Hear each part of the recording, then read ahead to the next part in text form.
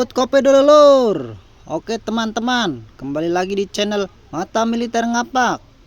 Hari ini kita bahas kabar penting dari TNI Angkatan Laut.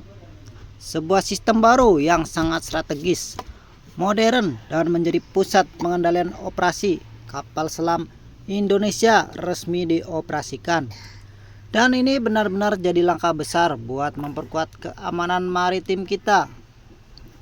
Pada tanggal 4 Desember 2025, Kepala Staf Angkatan Laut Laksmana TNI Dr. Muhammad Ali meresmikan dan mengoperasikan Sispuskodal K, yaitu sistem pusat komando dengan pengalihan komando operasi kapal selam. Peresmiannya dilakukan di markas komando Korps Sasel Koarmada 2 di Surabaya, yang kini resmi menjadi pusat kendali seluruh operasi kapal selam TNI AL. Acara peresmian dimulai dengan laporan, pelaksanaan, dan pendatangan prasasti. Setelah itu, Kasal langsung meninjau fasilitas-fasilitas utama di sana. Salah satunya adalah Komando Center yang sangat modern, penuh dengan layar besar, peta digital, radar, dan sistem komunikasi yang terhubung langsung ke kapal selam. Selain itu, ada juga ruang server, ruang radio, dan berbagai fasilitas pendukung lainnya yang semuanya memastikan operasi kapal selam berjalan aman dan terkoordinasi. Kasal juga meninjau smart kelas sekolah kapal selam Sekasel. Disinilah para prajurit kapal selam dilatih menggunakan teknologi digital terbaru. Mereka belajar bagaimana menghadapi kondisi darurat di bawah laut, melakukan navigasi, membaca sonar, hingga menjalankan misi tempur. Fasilitas ini benar-benar dirancang untuk membentuk awak kapal selam yang disiplin, profesional, dan siap menjalani operasi di kedalaman laut yang penuh resiko.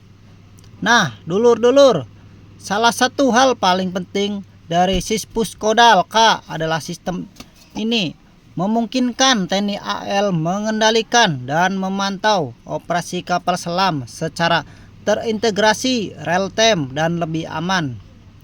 Dulu beberapa sistem masih berjalan secara terpisah, kadang membuat proses analis situasi sedikit lebih lambat. Tapi sekarang semua data langsung terkumpul di satu pusat komando.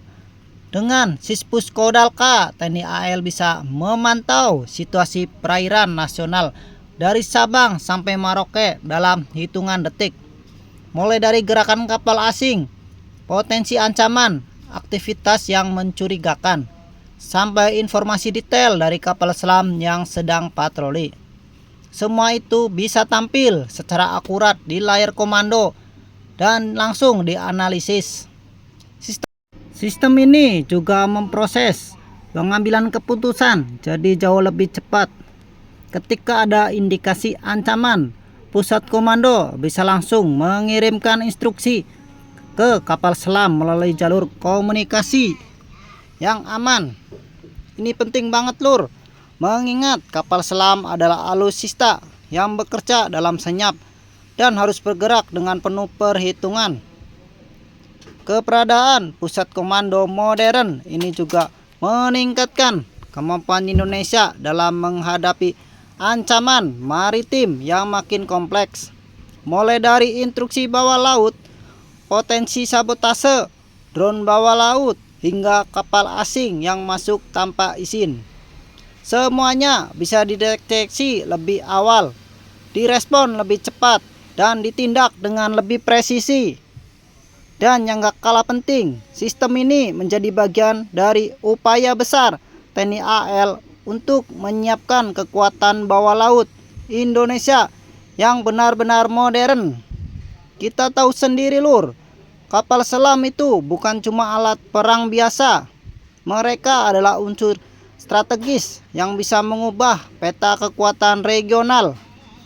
Tapi kapal selam sekuat apapun tetap butuh sistem komando yang kuat, aman, dan terintegrasi agar bisa beroperasi secara maksimal.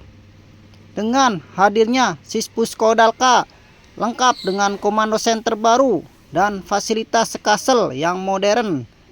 Indonesia kini memiliki fondasi kuat untuk mengembangkan armada kapal selam ke tingkat yang lebih tinggi. Ini bukan proyek jangka pendek, Lur, tapi bagian dari strategi pertahanan jangka panjang.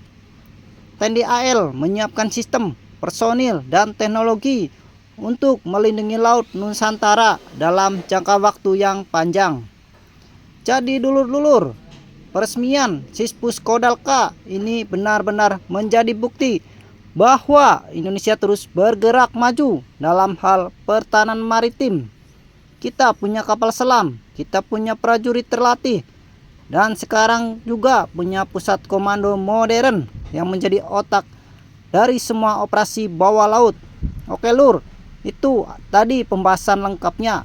Semoga bisa menambah wawasan dan pemahaman soal perkembangan terbaru di dunia pertahanan Indonesia. Jangan lupa seruput kopi terakhir, Lur. Sampai jumpa di konten berikutnya. Terima kasih.